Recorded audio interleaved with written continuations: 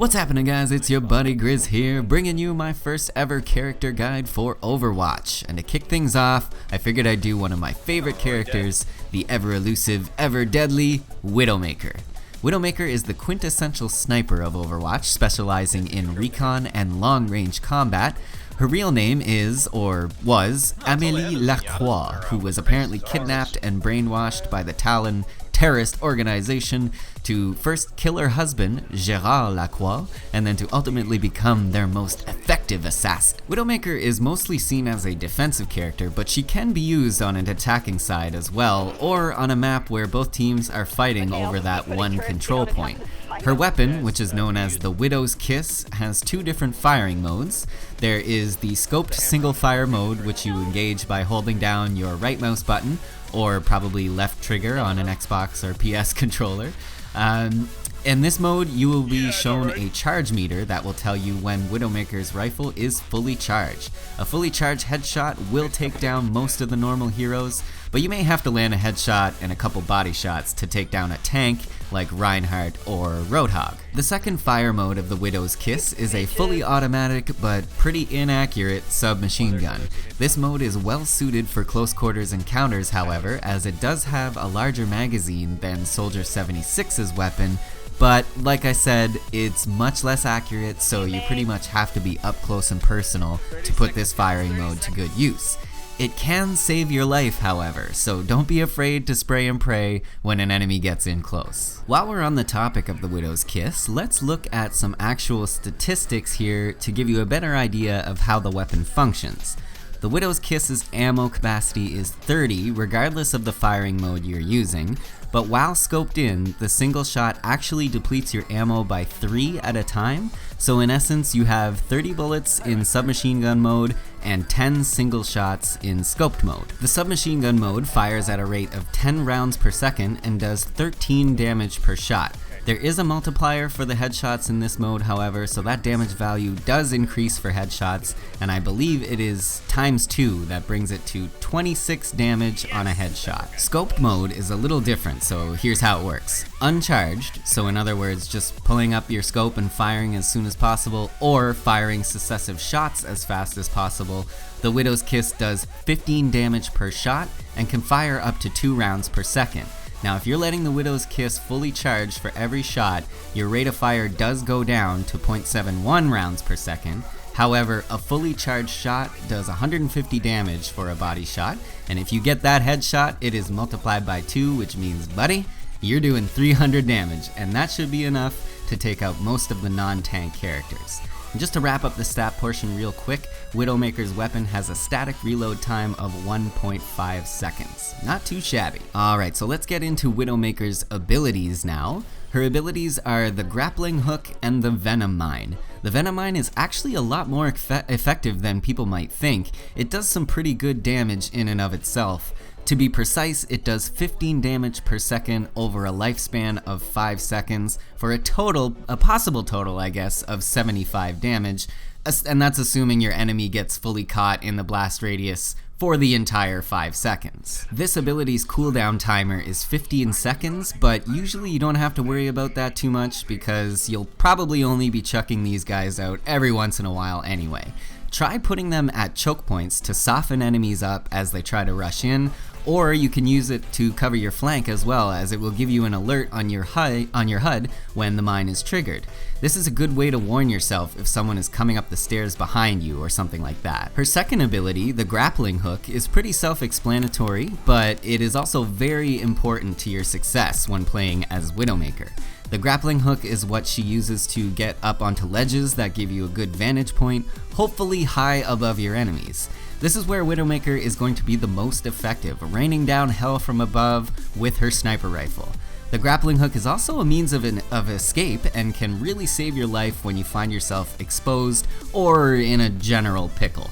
When the enemy team is zeroed in on your position, it's time to make a hasty escape, and the Grappling Hook will serve you well in getting you out of some bad situations. The cooldown timer on this ability is 12 seconds, so thankfully you can use it a little more frequently than the Venom Mine, cause you will most likely need it a lot. Finally, we come to Widowmaker's ultimate, the Infra Sight, which is, I guess, slang for infrared sight. This ability lights up every enemy on the map in red and basically gives your entire team wall hacks. Everybody report Widowmaker, she's walling. Dirty. Obviously, this is a great informational ability and you'll want to save it for when the enemy team is making a push, or vice versa. If your team is trying to push into an enemy defensive line, hit that ultimate now, it'll be a great help to your team. Knowing where the healers are and the more dangerous enemies before they get to you is a huge advantage for you and your team. So try to use it when your team is with you as well to maximize its effectiveness. Sometimes I'll even pop it as soon as I spawn if my teammates are still trying to make a push. Even if you're not there to take advantage of it, it still helps your team immensely. Oh, and it lasts for 15.5 seconds. Alright, now that that's all over with, let's talk about some general strategies you can employ with Widowmaker so that she can be the best assassin she can be. Strat number 1, always try to maintain a height advantage over your enemies. If you're on a ledge above all the action, it's gonna help you in 2 very big ways. First, you'll be less detectable to enemies as they should be focusing on the objective in front of them and hopefully not looking upwards that often. And secondly, it's going to make hitting those headshots slightly easier as their entire head will be exposed to you as you are looking down on them.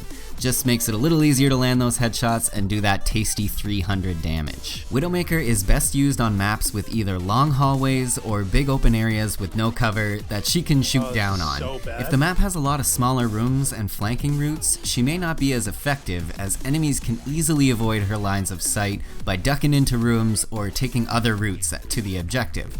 Also, you'll want to move around as much as possible with Widowmaker. Go to different vantage points often because it won't be long before the enemy team finds out where you're camped up at, and at which point they can focus their efforts on taking you out. So switch up your position as often as you can to keep enemies guessing and to keep your stealthy advantage. Now this should go without saying, but don't stand in a wide open area scoped in on your rifle. That's just not a good idea. When she is scoped in, Widowmaker's movement is severely restricted as well as her field of view, so you'll be an easy target for the enemy team, especially if your other teammates are not nearby. Generally, you want to maintain distance from your opponents at all times, but if you find yourself in a close quarters battle, do not be afraid to use your Venom Mine and spray them down with that submachine gun fire mode. This is basically your only chance of surviving these encounters, and there's no sense in trying to scope in on a guy who is way too close to you. Finally, my last piece of advice is not to get too hung up on getting the headshots every time either. Body shots are definitely effective as well, especially if a teammate has already damaged your target.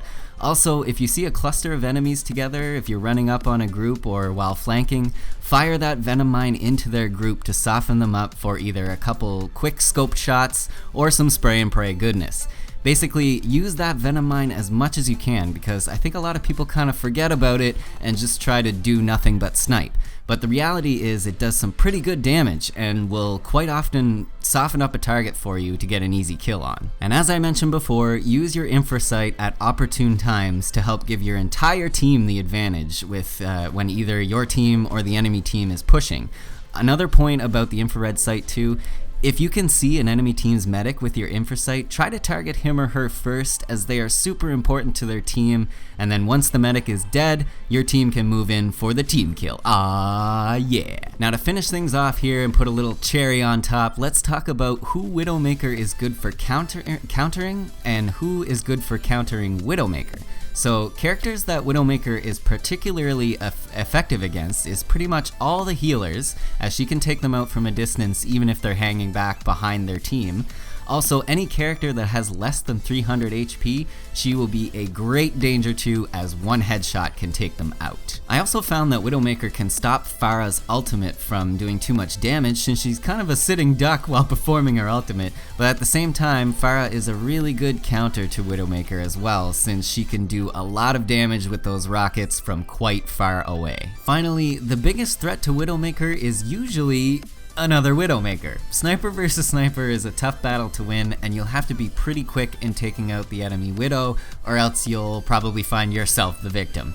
But I've also found that a good Genji can be pretty tough to deal with as Widowmaker as well. Remember, she's not so good at close quarters encounters, and close quarters is kinda Genji's bread and butter. If the enemy team has a good Genji running, be sure to leave that Venom mine on a flank route so you can at least be warned if he's coming up behind you. But that is pretty much gonna wrap things up here for my first Overwatch character guide, guys. Thank you so much for watching. I very much hope I did a good job on this. Let me know down in the comments how I did, guys, and if people seem to like the video, I'll definitely do some more guides on some other characters. If you're new around here, I would love it if you hit that subscribe button, guy. I've got some more Overwatch content on the way, so if that sort of thing tickles your fancy, then definitely subscribe to the channel. Also, if you like vlogs and real type videos, then I invite you to check out my vlogging channel as well. Link will be in the description. Thank you once again, guys, for watching. This has been your buddy Grizz, and I will see you all in the near future. Peace.